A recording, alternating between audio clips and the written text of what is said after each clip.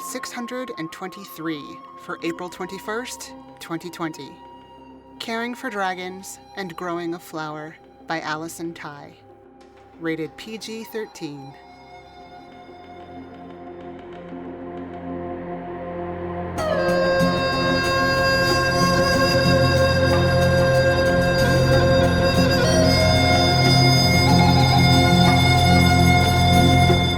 Hello everyone. Welcome to PodCastle. I'm your host, Setsu Uzume, and we have an original story for you today.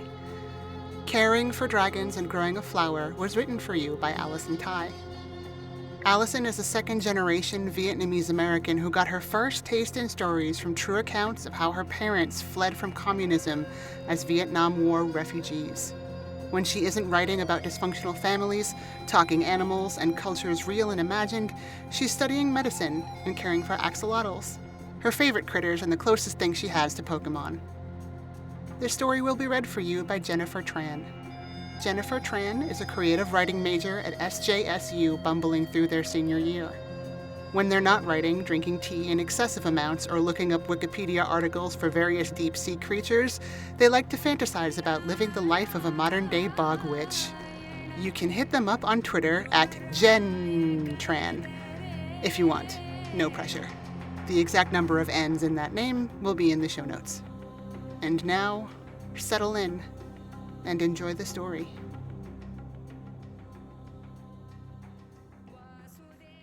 31st of October, 1974. Dear T, sleep easy tonight, darling. I'm well and alive at the barracks the party had seized in Sokdang. Because I had sided with the enemy, I expected to be shot or reassigned to clear the mines.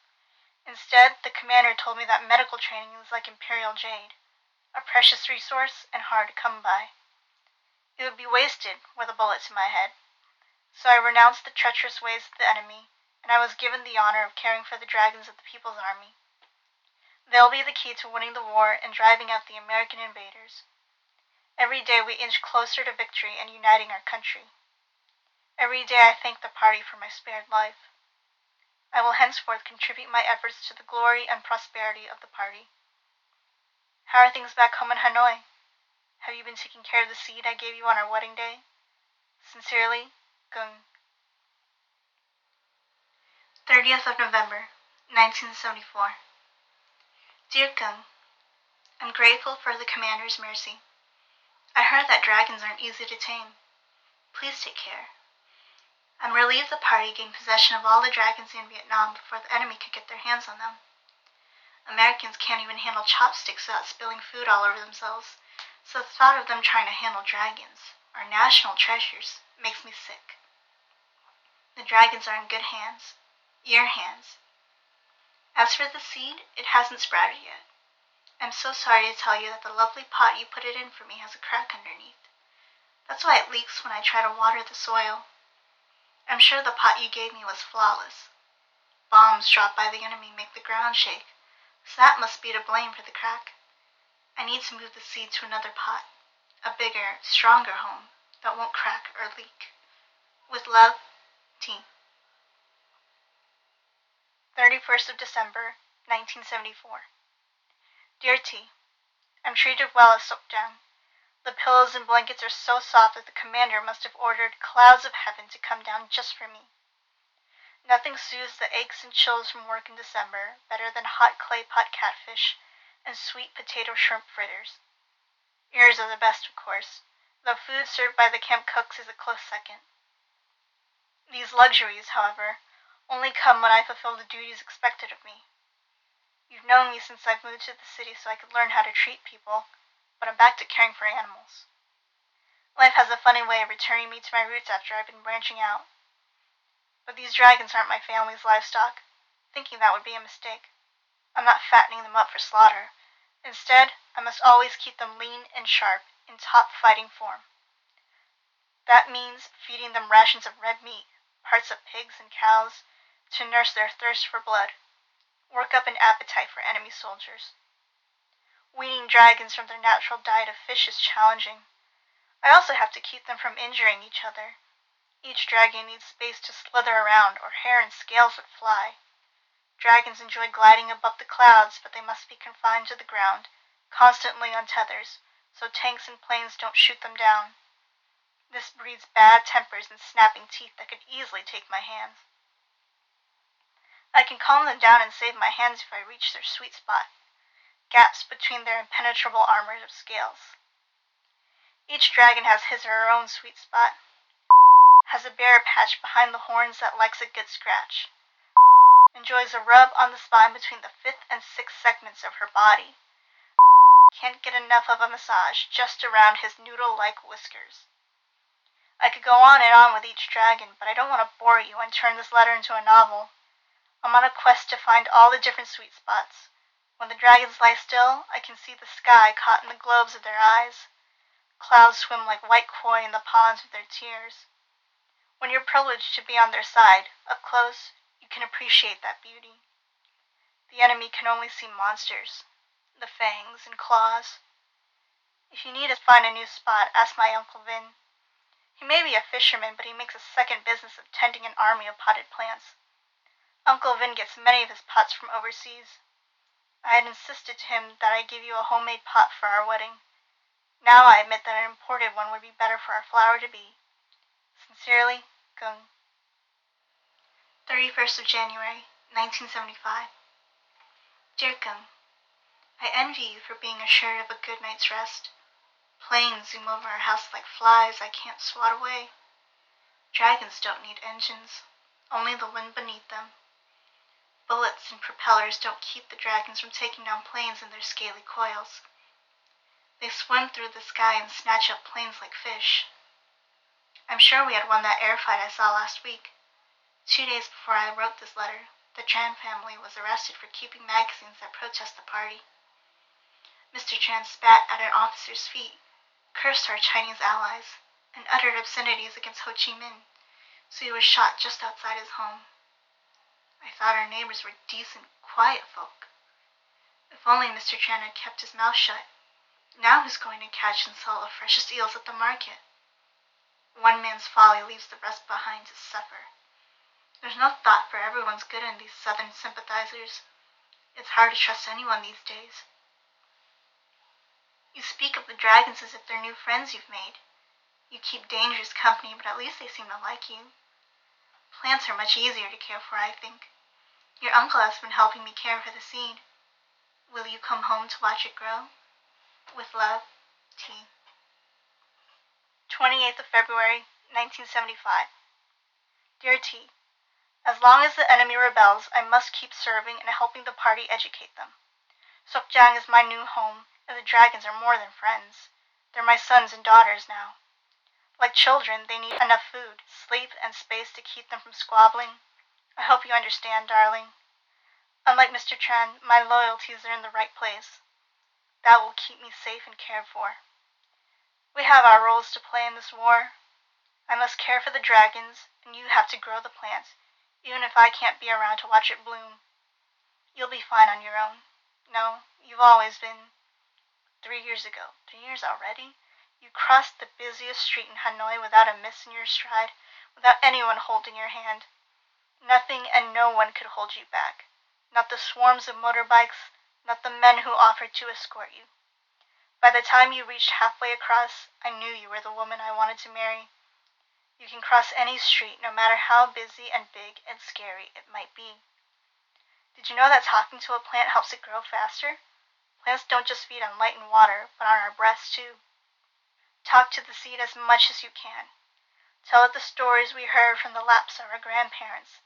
Tell it about the fairy queen, her 100 eggs, and her eldest son who became our first emperor. Tell it about the golden turtle in the lake, and tell it about the dragons. You say otherwise, but I think that caring for dragons and growing a flower aren't so different. We'll fuss over them for a while, but not forever. From the ground we nurse them in, dragons and flowers have only one way to go. Up, up, up, towards the sky. I know that our seed will grow into a beautiful flower. Already in my dreams, I see it bloom with all the colors of a rainbow. Sincerely, Gung.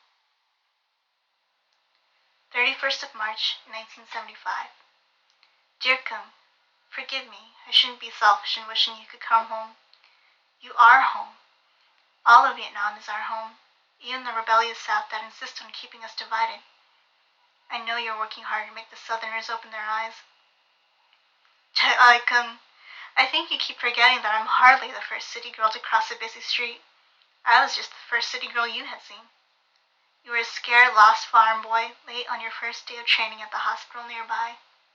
Still, you held out your sun-baked hand, offering to help me cross. I said yes, but only because I wanted to help you across. The neighbors still laugh when I tell them the story. You fell in love with me when I crossed the street in Hanoi. I love you for your wisdom. You came to the city lost, but filled with good sense from the rice fields. That's why your trousers were so loose and baggy. There wasn't enough room in your head, so you carried proverbs and good advice in your pockets. Do you whisper them to the dragons? Do they listen? I've been talking to the seed in its new pot since you sent your last letter. The seed is not a shoot yet, but I'll keep talking. I'll tell the stories over and over. I'll tell it all about you whenever I miss you. With love, T. 30th of April, 1975. 31st of May, 1975. 30th of June, 1975.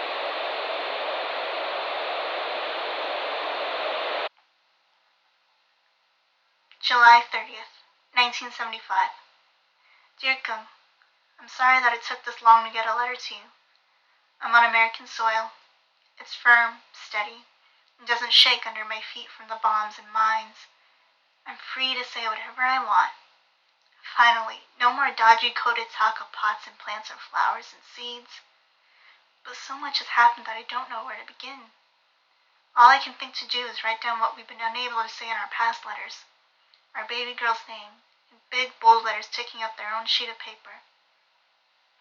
Hue. August 31st, 1975. Dear Gung, a month in Houston seems like a lifetime without you. I've been burning letters with Vin's cigarette lighter so the smoke can carry what I say up to you, wherever you may be. I owe Vin a lifetime of gratitude for stowing me and Hue away on his boat so we could escape Vietnam. Of course, I owe you 1,000 lifetimes over for pointing me to him. Thank you is such a tiny pair of words, almost an insult. That was the only English I knew when I had set foot into America. I must have made our sponsors' ears fall off with my broken record English. Vin knows a handful of basic phrases, so we get by. I plan to learn English quickly and get off welfare as soon as I can. Vin will move to Galveston, where he'll keep fishing and shrimping. America is missing things that make me long for home. No one sells eels or chicken feet. Nobody drives a motorbike on the freeway. No one takes off their shoes inside the house. Strange new foods, words, customs.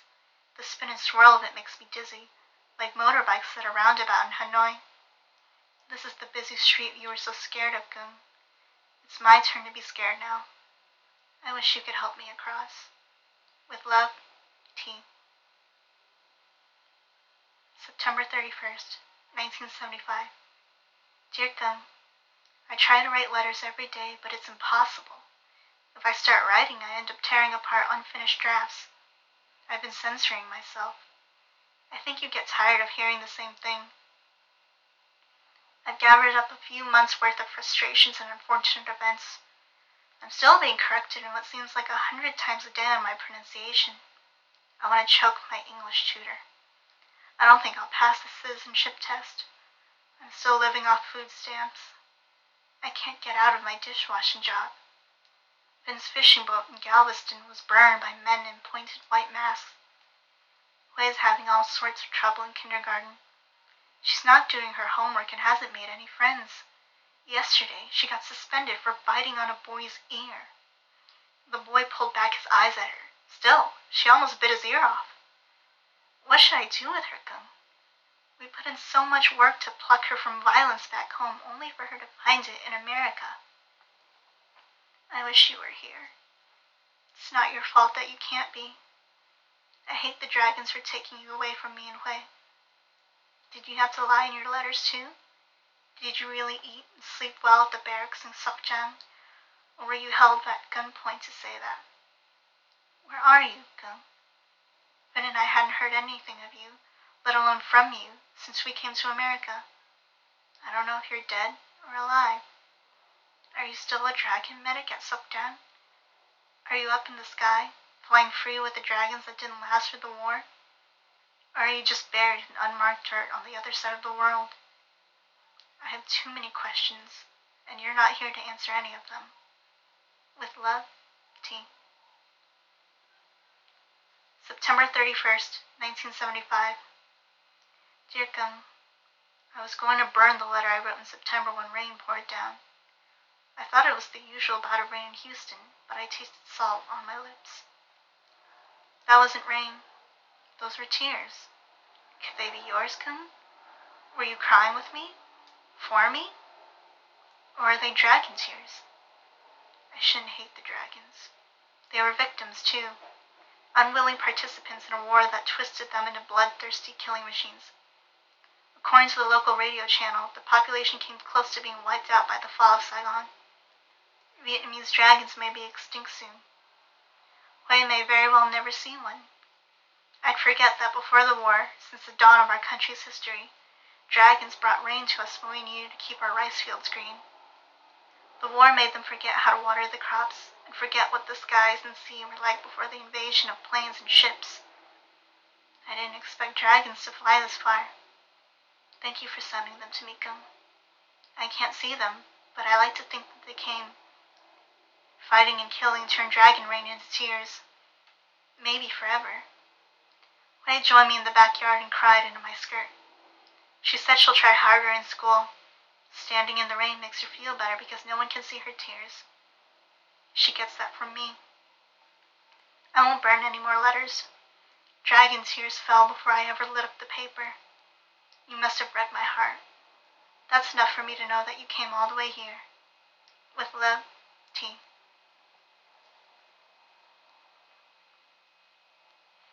August 26, 1976. Dear Ba, this is Hue. I'm starting first grade today. Matt stopped writing letters, but I have to write in my journal every day at school. I will write in English for my teacher. I will write in Vietnamese for you. Maybe I can teach you English like I am teaching Matt. It was raining when Matt kissed me goodbye next to the bus. She kissed me on my left cheek, my right cheek, then my forehead. That means she's really happy. She got a new job, and Uncle Vin has a new boat. Other kids do not like getting wet, but I do. Rain means that you came down with the dragons to kiss me goodbye too. Today for art, my class had to draw self-portraits. That is a big word for pictures of ourselves. I drew myself as a flower in a pot. I used all my crayons for the petals. Red, orange, yellow, green, blue, purple. Colors of the rainbow. My teacher, Miss Johnson, said that was not right. She said that does not look like me. I am supposed to have 2 arms and 2 legs and hair, not a stem and leaves and petals. Matt talked and talked with Miss Johnson after class.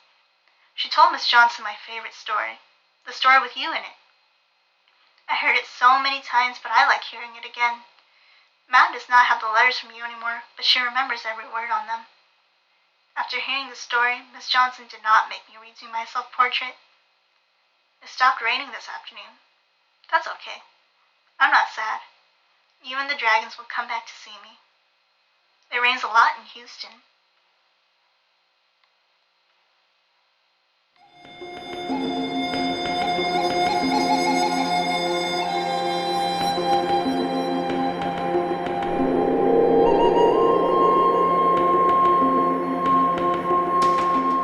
And welcome back.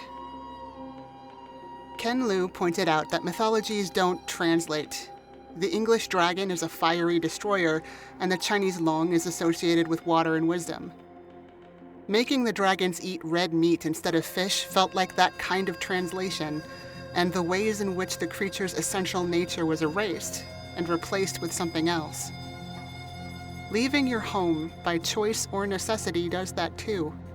Each time you move to a new place, all your reference points are gone. When the food's different, no one drives familiar vehicles, and the ocean's on the wrong side, what's left is what you brought with you, the essence, the essential. Caring for Dragons and Growing a Flower is an Own Voices story loosely based on Allison Ty's maternal grandfather, who served as a medic for the South Vietnamese Army and died a prisoner of war. Allison also mentioned this to us.